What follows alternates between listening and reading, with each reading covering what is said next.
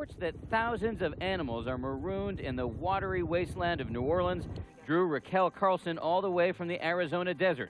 If you love a pet, you know they are part of the family. A lot of you have been asking us to check in on the plight of the thousands of pets who got caught up in this storm. Others are suffering too. Countless abandoned animals. Animal rescue teams from across the country are descending upon New Orleans to ply these streets, which have essentially become canals. Rescue efforts we've seen are nothing short of heroic. Oh, Sam. Sam had to be cut out of a roof. Hey, happy birthday, dude. I got Sam. I got a piece of myself back. Maybe a little bit. It's not a big unknown. My house is unknown. I don't know. But at least we have our pet.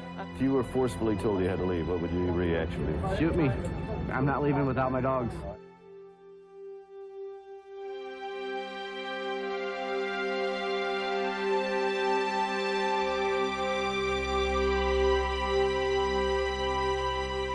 One of the things that makes us wonderful humans is to be surrounded by animals and to not only care for them, but to be concerned with them.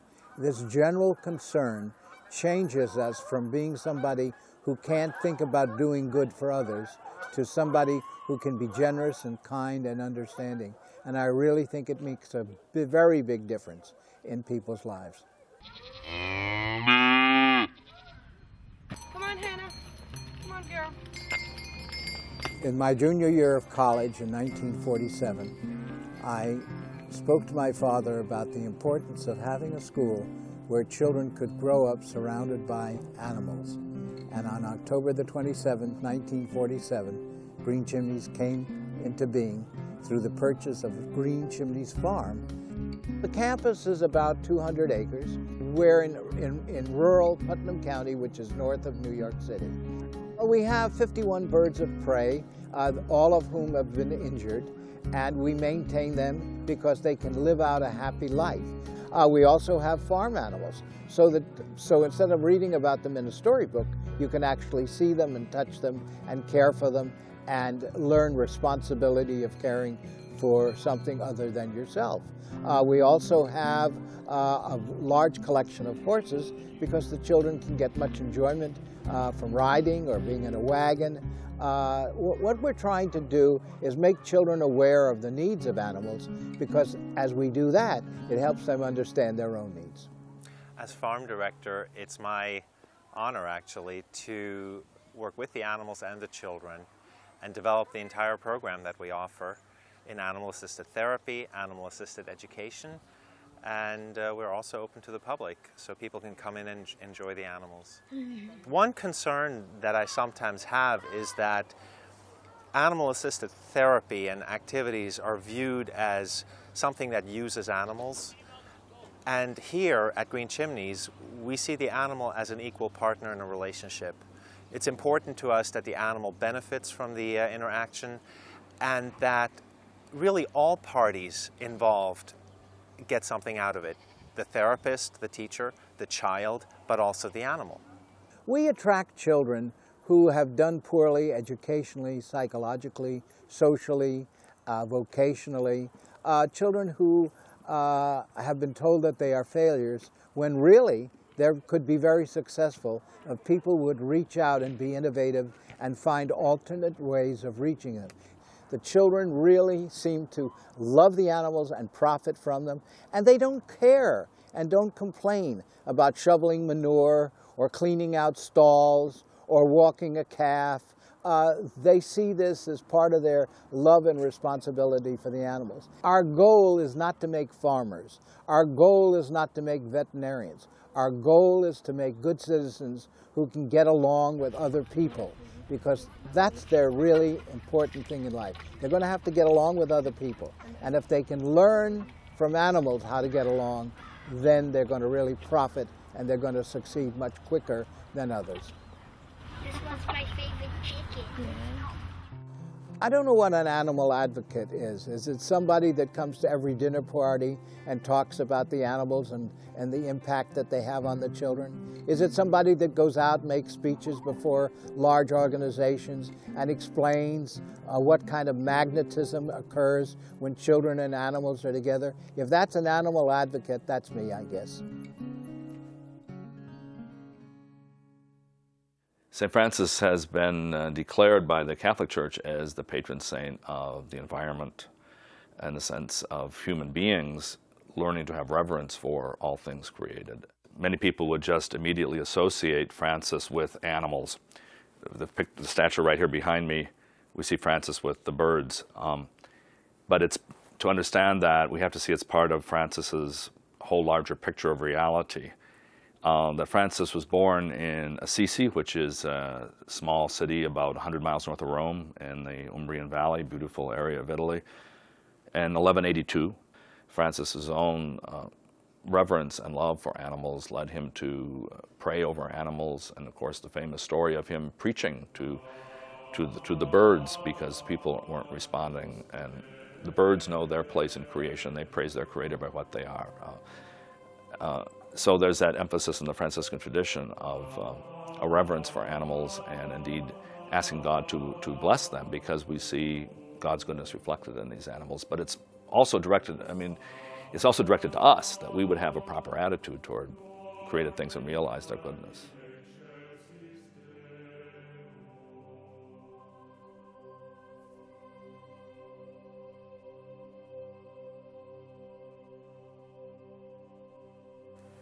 Ethics is the study of how we ought to live. It's the study of principles or rules or theories which should guide our behavior and our choices.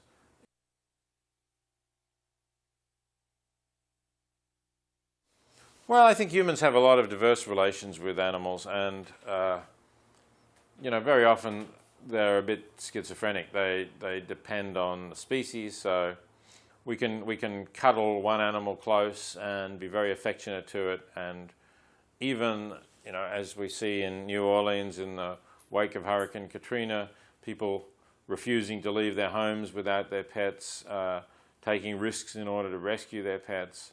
And yet, probably these very same people that evening will go and stick a knife and fork into a piece of a pig or a cow or something of that sort, without really giving any thought to what that animal's life was like and whether they're supporting shocking forms of cruelty that they would never think of inflicting on their dog. Speciesism is an attitude of prejudice against other beings because they're not members of one's own species, just parallel to racism. We should give equal consideration to the interests of all animals because just as neither race nor sex is a justification for treating one being as worse than another, so species is also not in itself a justification for giving less consideration to the interests of one being than another. The premise of animal liberation is simply that the way in which we separate humans from animals, ethically speaking, that is, put them in a different ethical sphere, is not really justified just by the fact that we're one species and they're another. And in fact, when you then look more closely and say, well, what does justify the idea that we are the ones with the rights and we are the ones with the claims to equality and they are essentially just things for us to use, the answer is nothing justifies that. Shut them down! Ringling Brothers, shut them down! Ringling Brothers! Shut them down! 1, 2, 3, 4! Open up the cage doors! 5, 6, 7, 8! Break the locks and liberate! Stop the torture! Stop the pain! Ringling Brothers is to blame! We're here today to let people know that if they're buying a ticket to go see the circus, they're paying somebody to abuse animals. The only way to get these massive wild animals to perform these uncomfortable and often painful tricks is to scare them into submission and to beat them with bullhooks, whips, and electric rods. You can see this for yourself at circuses.com. PETA was formed as an animal rights organization. Helen Jones, who had the International Society for Animal Rights, introduced me to the term. And then I read Henry Salt's books about animal rights. And it became quite clear to me that that's what I had always believed in my heart. I had just been stuck in society, not really thinking about them as deserving of the kind of respect that meant don't bother them, leave them alone if you can, and if they're in trouble, help them. but try to get people away from seeing animals as commodities. So yes, we were animal rights from the start. I think the rights conversation for me is a conceptual conversation, a concept that I philosophically understand. I don't know how to translate the principles of the rights conversation into the daily lives of the majority of people in America. And so I focus on the welfare conversation, which is a challenging gray area conversation of incremental change. And there's a purity in the rights conversation that when I sit with Ingrid Newkirk, I wish my world was as black and white in managing the ASPCA as her world is with PETA. There's really a very refreshing philosophical clarity in the rights approach to how we should lead our lives.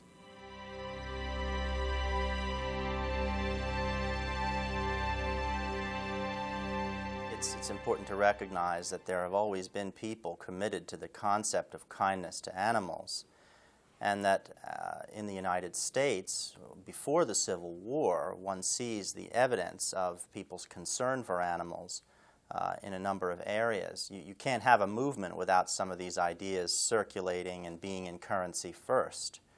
The animal protection movement coalesces and emerges in 1866 as a result of long-standing trends in education, philosophy, theology, and practical questions involving the presence of animals in the human community.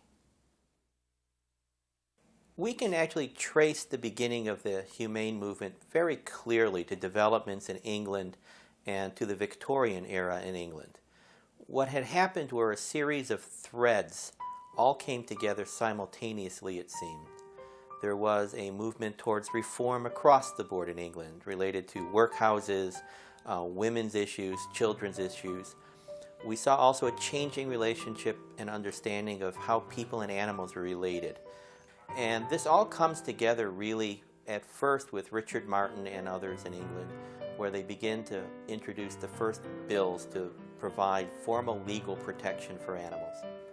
And really the great first one was in 1820. It was the law that would prevent the mistreatment of cattle. And shortly after that, we see the founding of the Royal Society for the Prevention of Cruelty to Animals by Arthur Broome and others. He was an Anglican priest and played a key role in that development.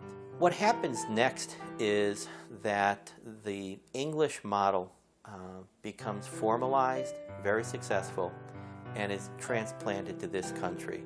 And that transplant is accomplished by Henry Bergh. Henry Bergh was the son of a New York City shipbuilder, very wealthy. When his father died, he inherited the family business, and he and his family sold it. As a result, Henry never really needed to work a day in his life.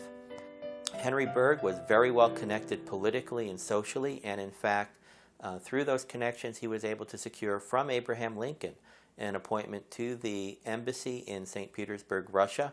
And when he leaves his position in St. Petersburg, he stops in England and he attends an annual meeting of the Royal Society for the Prevention of Cruelty to Animals. And he learns how the society was created and what its role is in England. And when he comes back to the United States, he has the plan to bring this movement, this Society for the Prevention of Cruelty to Animals, to the United States.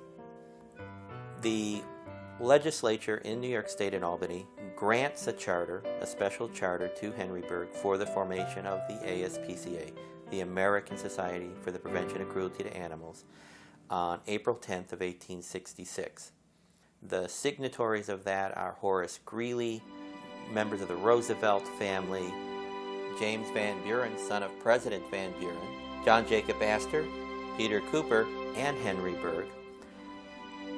Just 9 days after the charter was granted, the legislature passed a new law related to the cruel treatment of animals. And it's really the first effective law for the prevention of animal cruelty in the United States. Henry Bergh's influence and his strong personality really plays a role in helping to see the formation of SPCAs across the country. Within a few years, They're formed in 23 different states and territories across the country.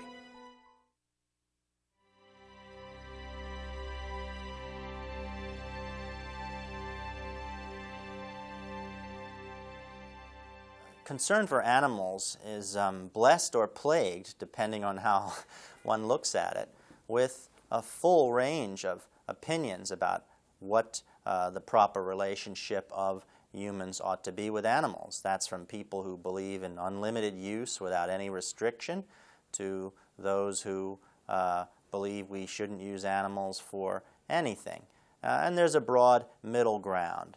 Obviously, the tension between gradualism and abolitionism, the idea that reform should be gradual or that we should push for abolition of a particular cruelty or practice, that's a tension that has been with the animal movement since its formal origins, and it will probably never go away. Veterinary medicine, thankfully, is becoming more humane, and I think it is not unrelated that it is also 75% women now and has been since the late 80s. We're getting a much more humane way of educating ourselves. The AVAR, Veterinarians for Animal Rights, has worked with the vet schools for 20 years to get most of the lethal terminal training methods, surgery training, out of the curriculum so you don't have to cause murder and mayhem in order to become a veterinarian. We have more and more people. Every time the AVMA, the American Veterinary Medical Association, comes up with the wrong answer on a welfare question, we get more members.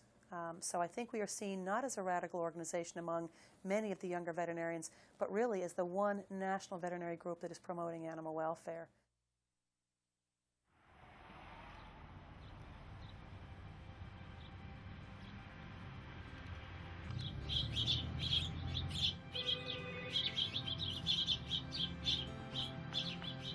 Wildlife Care Network. Yes? Hi, good, how are you? Yeah, I'll go out there and check it out, see if it's the breakers or whatever. Okay.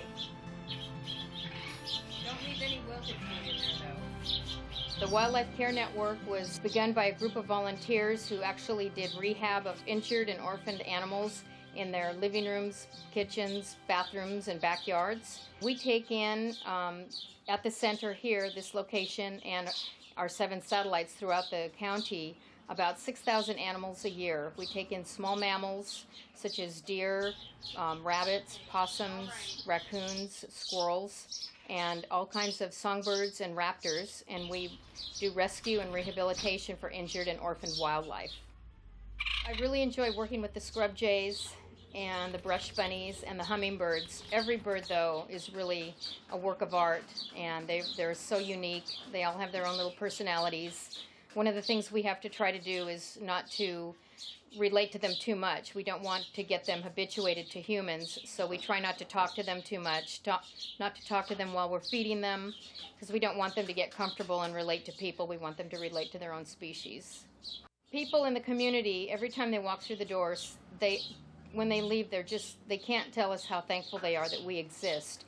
We are a nonprofit organization, and people find out about us when they find an injured or orphaned bird, and they get referred to us either through the Animal Control or the Humane Society, and they didn't know we existed before, and they are just so, so thankful that we are here and able to help these birds. When people bring the birds in, they develop an attachment with that animal from the time they pick it up off the ground to the time they bring it in.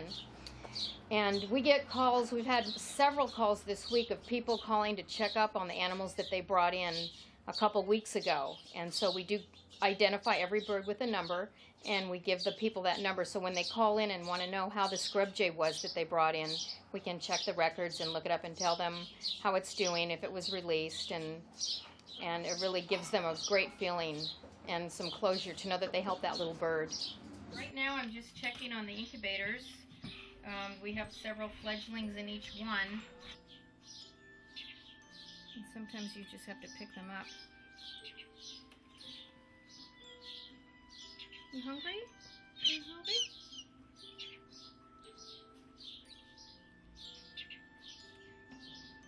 Now he's gaping.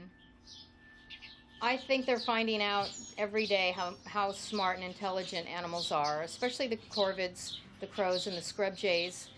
We just participated in a study with UCLA studying the intelligence of scrub jays and studying their memory and object permanence of the fledglings and how they learn that as they progress in their life from a fledgling to an adult. And so, I mean, every day they're learning how intelligent animals are, and I think that's just another reason for us to respect them. I got a call from the head veterinarian at Columbia University, and for half an hour, literally, he cried on the phone with me, first thanking me for being the first person who's ever come to the aid of the veterinarians who work within the system, work within the bio, and his words always ring in my ears. He said, "Dr. Katz, we're forced to become nothing but the pimps of the research community." And I said, well, speak out. Do something. Why? I'm close to retirement. I can't do that. But thank you so much for all that you're doing. And I've come to realize, and it's almost like the veterinarians who work within the biomedical community are almost my art. To me, they're worse than the researchers who do the work, because they know the suffering of the animals. They're the apologists.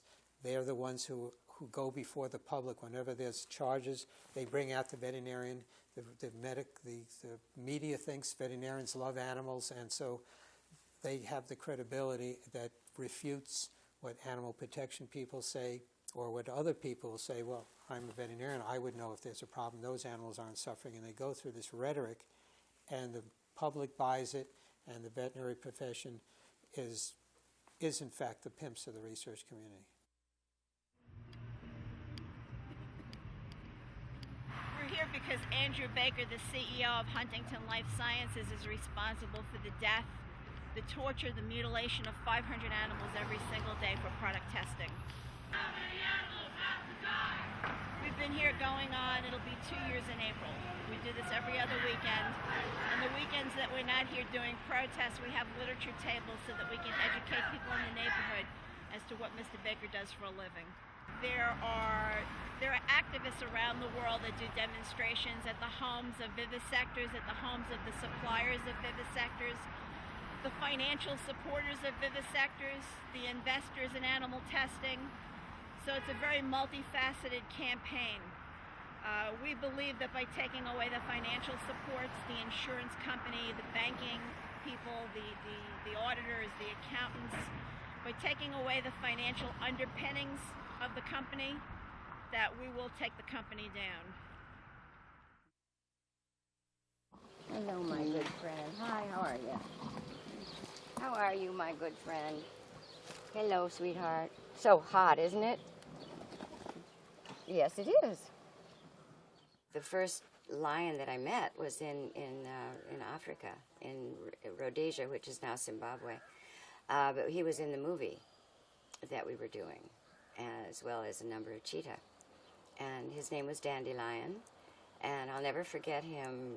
First time I saw him, he was coming across the veld with his human friend, and there were no constraints on the lion. And the assistant director said, "Would everybody please rise? The lion is coming through." And I thought, oh, we're going to pay homage to the king. And in point of fact, we were asked to rise because if you're below the height of a lion or a tiger, you are subject to becoming prey or a toy, which neither of them did we want to be. The Shambhala Preserve started out really as a movie set where we did our movie about the great cats. And after the film was finished and it was released, we had all of these animals, and this was their home. And they needed to stay here, and we wanted them to stay here. So I founded the Roar Foundation, which is the financial support group for the Shambhala Preserve. And by 1981, we were filled with animals. We had more than we do now. And by 1983, those monies were gone, and that we acquired from the movie. So the Shambhala Preserve came into being, and we've been doing it ever since. Georgie's down here. Hello, you little cute things.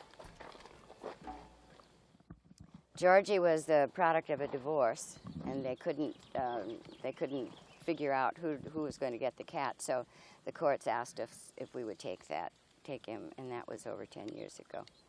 We do try to educate about these animals that are being bred in the United States to be sold as pets, and that it is an unconscionable act, not only for the animal but for the human, because most people are not able to adequately take care of these animals.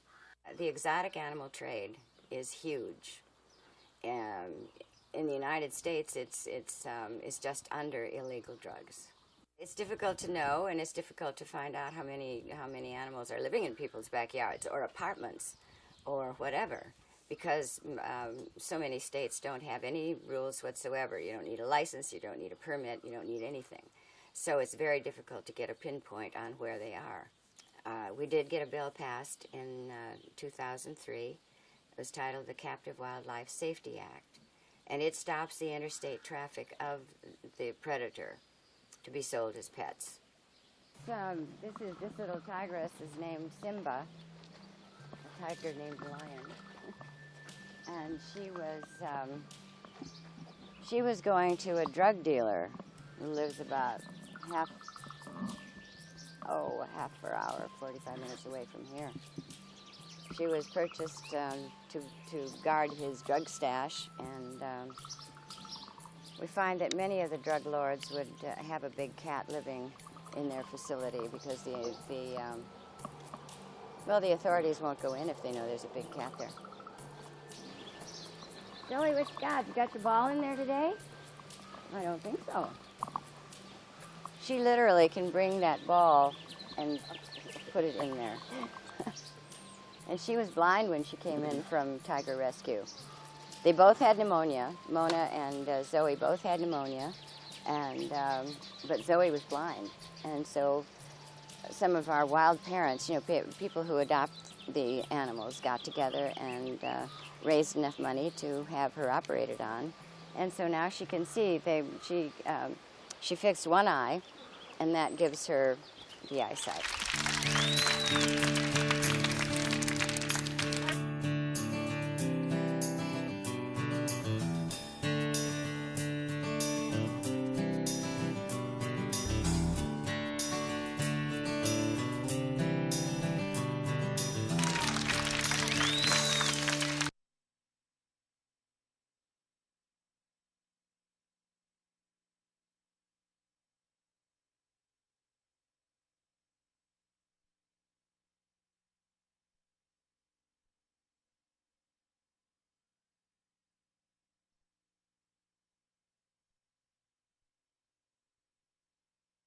To guard his drug stash, and we find that many of the drug lords would have a big cat living in their facility.